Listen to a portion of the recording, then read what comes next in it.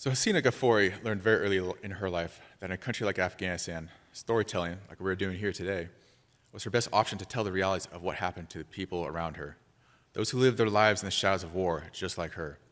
I think that all resonates very strongly here today.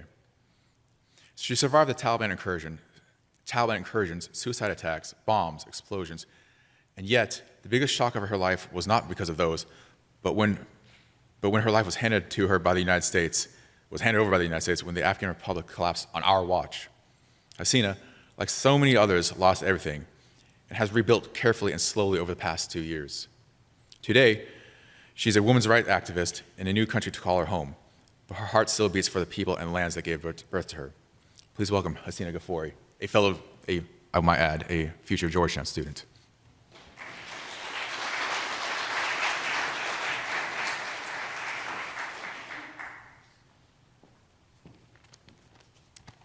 Hello, everyone. Good evening. Thank you, Tom. As Tom mentioned, storytelling is something that I use to say the truth and the story, what happened in Afghanistan and how it changed my life. Today, I stand before you with a heavy heart and determined soul. I share my story as an Afghan girl who was forced by the Taliban to leave behind her family, homeland, and dreams. My name is Hasina Ghafoori, and my story is a testament to unbreakable resilience that persists even in the face of unimaginable challenges. I envision a future where my pursuit of education at Georgetown University become a beacon of hope, not only for me, but for countless other Afghans dare to dream of life beyond the cages Taliban have built. Over the past 8 years, I have focused on women development, leadership, education, women's rights, and different US government projects here and in Afghanistan. I have helped the DoD and Department of State in evacuation that occurred in August 2021.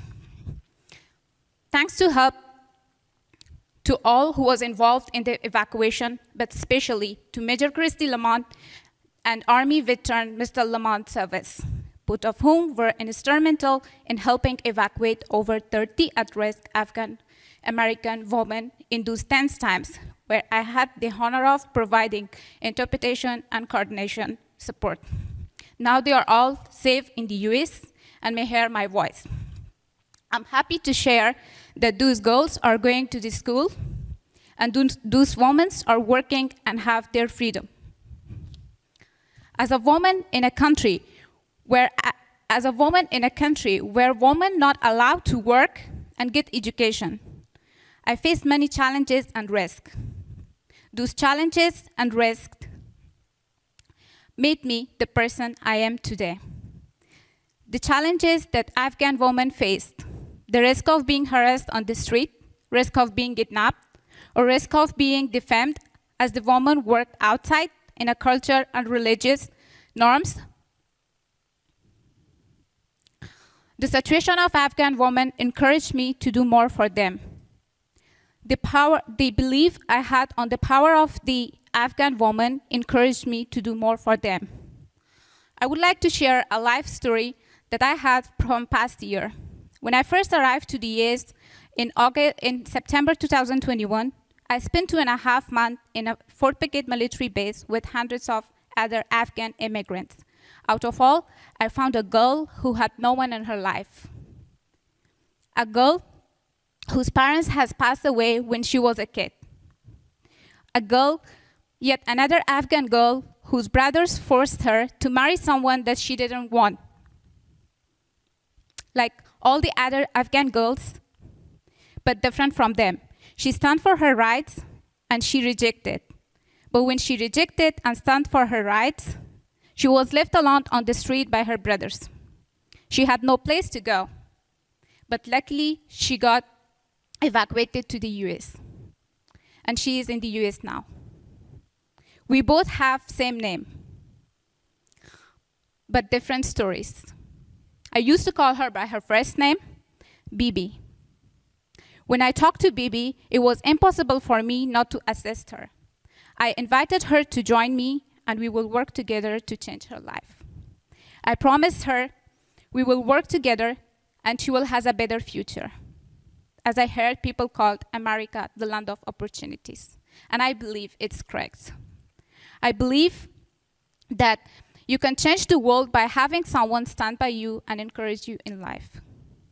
As I prepared to departure the base, she got some issues with her paperwork. So I couldn't refuse leaving her in that situation. I stayed with her until we solved the issue and we got her got out of the base together.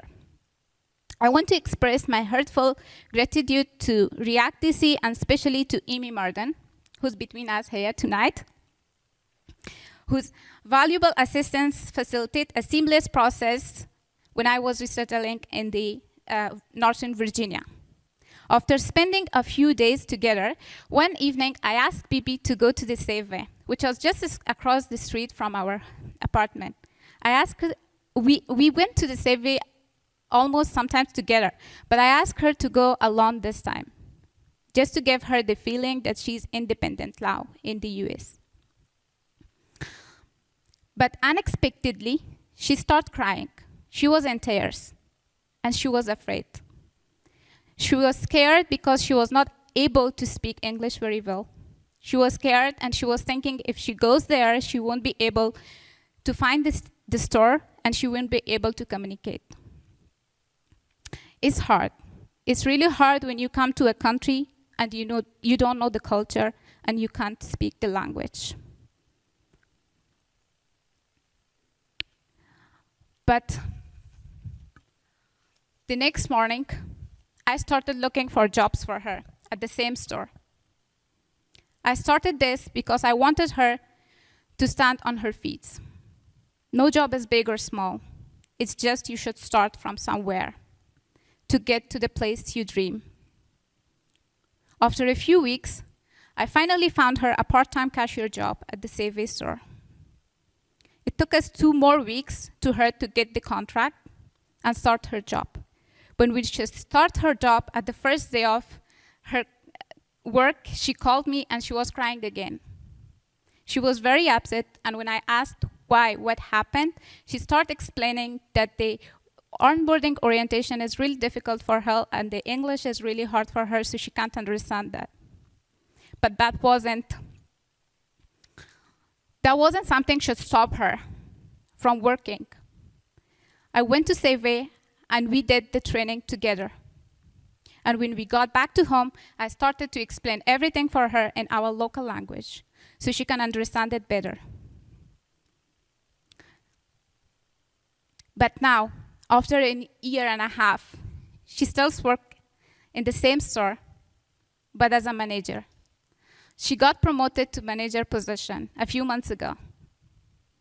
She lives her dream life because she had hard work and never lost her hopes. A girl who was never allowed even to ride a bike in Afghanistan is driving her own car now in the US and is living by herself. And my next goal for her is to help her to get admission to the college. The moral of my story is that Afghan women are capable, talented, and determined. They just need a chance and support, not only Bibi. There are thousands of other talented and hardworking girls who never had the opportunity to prove themselves. And if they found one, the Taliban took it from them. Especially now that they have closed the schools and they're not allowing girls to work. They closed the beauty parlors and took away the right of women to make money and put food on the table for their family. That put life of thousands of Afghan women at risk. Today from this stage, I would like to take this opportunity to ask you all and shout out on the international communities to stand with Afghan women and help them, support them. They need your support. In closing, I stand before you as Hassina, hoping to be a symbol of resilience, voice for change, and a dreamer who's ready to forge a new path at Georgetown University. My journey may have burned from hardship, but I carry with me the dream of a brighter future for Afghanistan and for all those who yearn for a life of freedom, dignity, and opportunity. Thank you all.